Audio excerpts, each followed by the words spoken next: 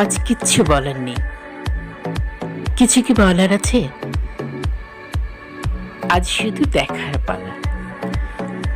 ভালোবাসার ভালোবাসাবাসি, ভ্যালেন্টাইনের ভালোবাসা। নাম দিয়েছি ভ্যালেন্টাইনের ভালোবাসা। ঠিক করেছি না? দেখুন, সবখানেই যেন লাল রং ছড়িয়ে আছে। এ হচ্ছে মিসেস হেলেনের বাসা। বাসা যে এত সুন্দর গুছিয়ে রাখা যায় তা ওনার বাসা না দেখলে বোঝাই যেত না। বাসাটি যে খুব বড় তা কিন্তু নয়, তবে একটা জিনিস যে বড় তা আমার স্বীকার করতেই হবে, তার মনটা ভীষণ বড়। আমি তার বাসায় গিয়ে মুগ্ধ হয়ে গেলাম। হেলেন আমাদের ফ্যামিলি বন্ধু। ফ্যামিলি বন্ধু বলতে বয়সে সে অনেক ছোট, কিন্তু বন্ধু চলতে ফিরতে সে আমাদের বন্ধু হয়ে গেছে। হেলেনের বাসায় অনেক দিন ধরেই বলছিল যেতে। এত গুণী একটা মেয়ে, কি আর বলবো তার গুণের কথা। হাজার কাজ ফেলে মন ছুটে যায় তার বাসাতে। তাই সে বলার সাথে সাথে চলে গেলেন তার বাসায় বেড়াতে। আর ওই যে এর আগেও বলেছি, আমাদের একটা আড্ডাবাজ দল, অর্থাৎ আমরা একটা আড্ডাবাজ দল আছি। আমি, আমার মেয়ের শাশুড়ি অর্থাৎ আমার বিয়াই, আর বিয়াইনের সাথে দু একজন। মাঝে মাঝে আমরা আড্ডা প্রিয় হয়ে উঠি, এ বাসায় ও বাসায় যাই। তাই বলে ভাববেন না সারাক্ষণ আড্ডা মেরে বেড়াই, কাজও কিন্তু করি। দেখুন না মিসেস হেলেন, যার বাসা দেখাচ্ছি, কি সুন্দর কাজের নিখুঁত গুণবতী একটি মেয়ে। সে তার বাসা দেখলে বুঝতে পারছেন বাসাটির পরতে পরতে তার সাজানো গোছানো সুন্দর রুচিবোধ, সুন্দর মনন ফুটে রয়েছে। তার খাবার টেবিলের কথায় বলি, টেবিলের আমরা যাকে টেবিল ম্যাট বলি, টেবিল ম্যাটটাও যে এত সুন্দর হতে পারে আমার জানাই ছিল না। আমি এগুলোকে প্রথমে ভেবেছিলাম কলা পাতা। সত্যি কলা পাতা, একটু অন্যরকম কলা পাতা। গাছপালা,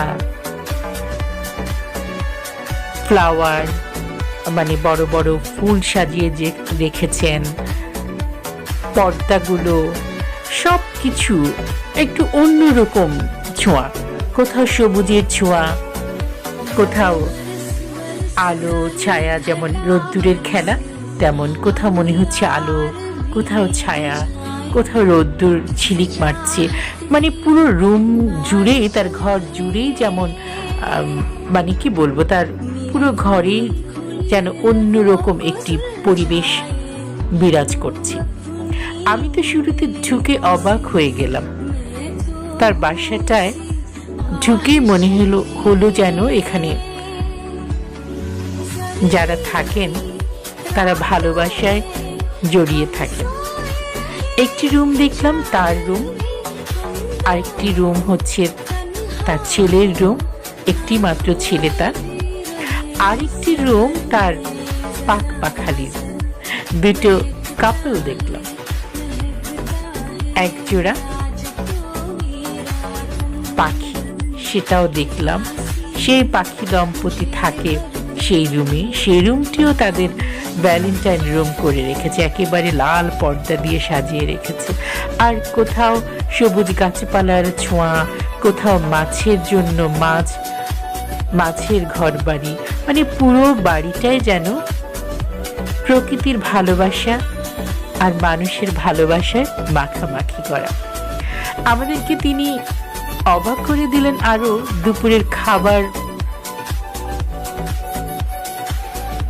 দুপুরের খাবার মেনু দেখে সত্যি অবাক হয়ে গেলাম। অল্প সময়ের মধ্যে উনি এত খাবার আয়োজন করেছেন, তার কি বলবো। মাছ, মাংস, শুটকি, সবজি, সালাদ, কি রাখেননি উনি। আমি এত গুণে ভাই শেষ করতে পারবো না, আপনারাই দেখে নিন।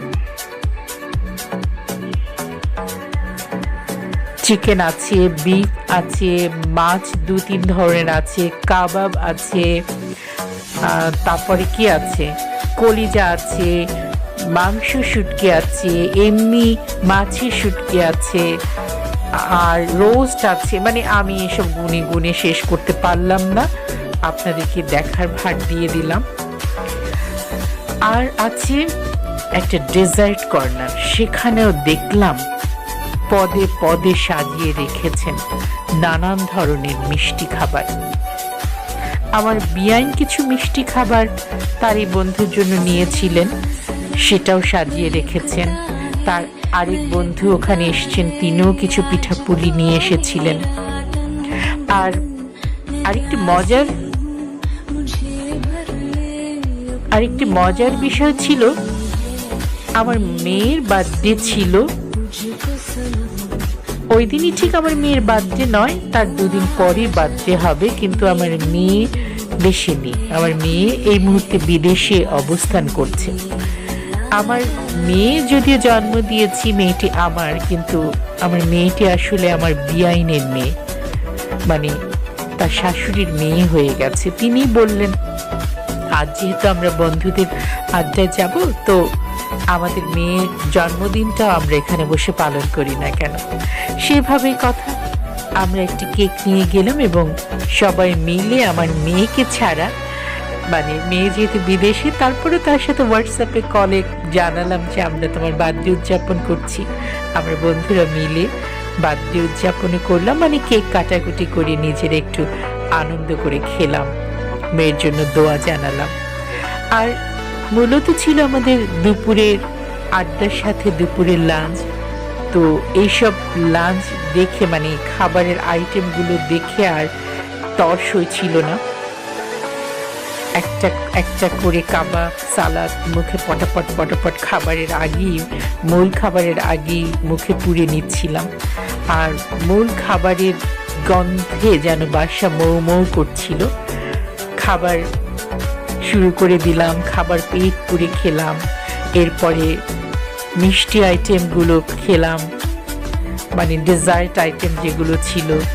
তারপরে পিঠাপুলি খেলাম।